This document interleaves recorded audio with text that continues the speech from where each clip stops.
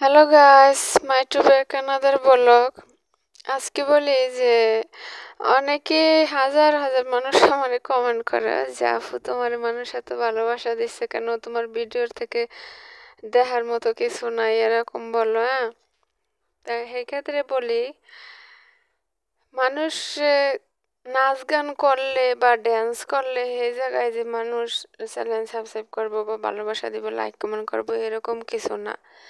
তোমার যদি একটা ইউটিউব চ্যানেল থাকে, তুমি কি ওর ভিডিও ধাক্কা দিবা না? সামনে পড়লে এই ভিডিওতে একটা কমেন্ট করবা সুন্দর করে। যদি তোমার চ্যানেল থাকে, সুন্দর একটা কমেন্ট করবা, লাইক করবা, দেখবো অটোমেটিক হয়ে যাইব। যদি ভালো মানুষ হয় অটোমেটিক তোমার চ্যানেল হয়ে চলে যাব। এরম আমি করি।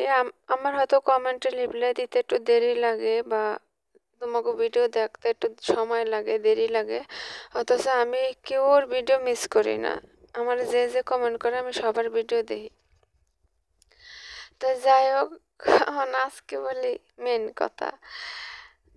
কিছু কিছু মাইয়ারা বা মহিলারা যাই বলো প্রবাসে আহে, আয়া যে এই জায়গায় প্রবাসে আহে কষ্ট পইরাই, মানে ফ্যামিলির ইয়াতে পইরা বা টাকা পয়সা থাকে না বা খাবার পায় না, এই এই বিষয় নিয়ে এই প্রবাসী মানুষ আহে।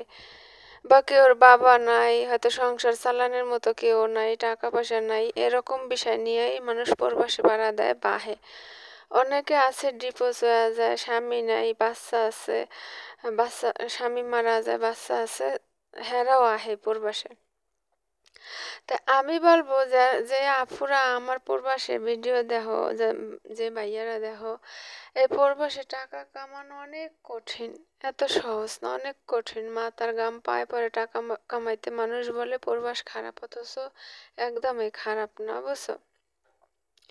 তা সেই টাকা ফ্যামিলিরও দিব, নিজেও তো কিছু রাখতে হইব বলো। এই টাকা কি করে, এই যে একটা মাইয়া দেখছি কালকে টিকটকে, হ্যাঁ, 1,80,000 টাকা দিয়ে একটা আইফোন কিনছে। এ খুশিতে মানে মাইতে মাইতে গেছে, বুঝছো? এত খুশি লাগছে এর কাছে। অথচ হে জায়গায় মানুষ হাজার হাজার কমেন্ট করছে, খালি নোংরা কমেন্ট, খারাপ কমেন্ট। আমি বলবো যে এটা ঠিক করছে, এই কমেন্টটা করা 100% ঠিক। কারণ একটা আইফোন, একটা ছেলে মানুষ 15-20 বছর থাকে একটা আইফোন চালানোর কিনার সাবাস হয় না।